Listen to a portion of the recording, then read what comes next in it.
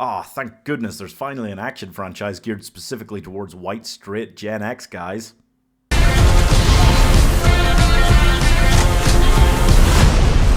I told you. I'm on fucking vacation!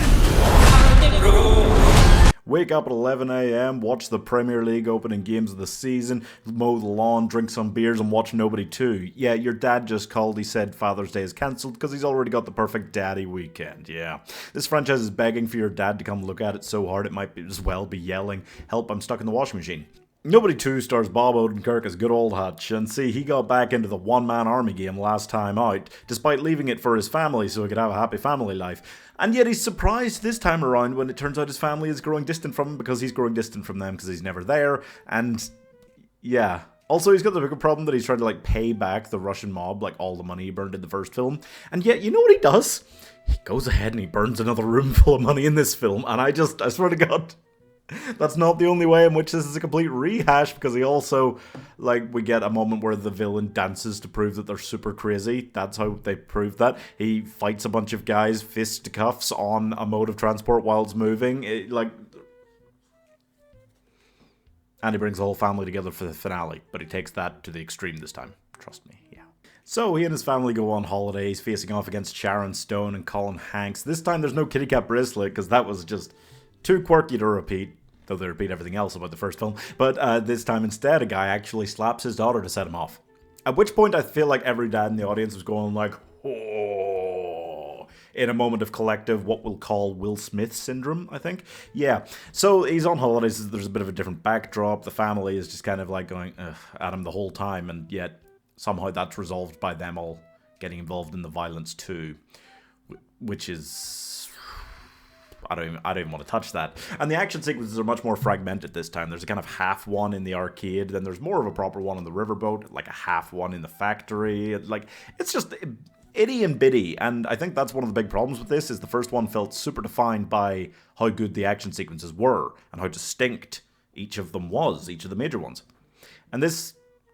they just don't stand out that much anymore. Look, it is a sequel through and through. I wasn't excited to see another one of these, and while it isn't bad, I'd say it met my reasonably low expectations, and it's just kind of every single part of it is a little bit worse. I mean, I talked about the action sequences already. Bob Odenkirk really doesn't have the mystique around his character. He's just not that well written this time in general. The soundtrack's not as good, and I mean, to be fair, arguably the finale is almost better, because the finale in the first one was really defined by how silly and ridiculous it was, which was almost out of keeping with the theme of the rest of that film a little bit, and I felt like this one, it's a bigger set piece. It is more in seeing all the booby traps they do around the place. Like, it's just more of that, and it's just super nonsensical this time. But that is more in fitting with how the film feels this time around.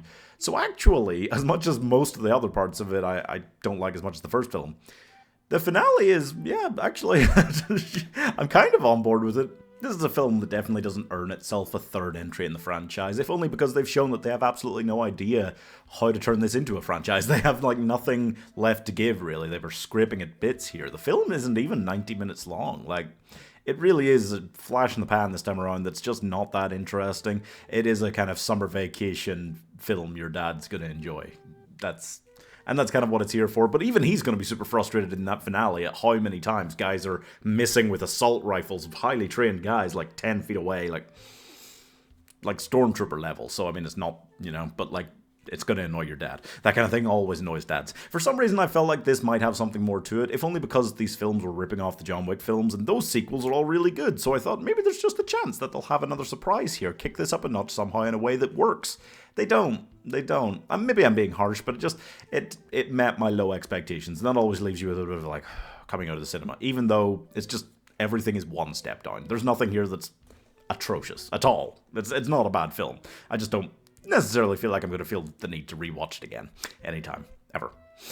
So I'm giving Nobody, more like many bodies, 3 stars. At least they didn't go enough off like the track of money-making attempts to actually like tease a third one in any way in this, really. Although they have like places it could kind of go, I guess, but not really. Not really. This needs to like die off now. I think there's nowhere left to go.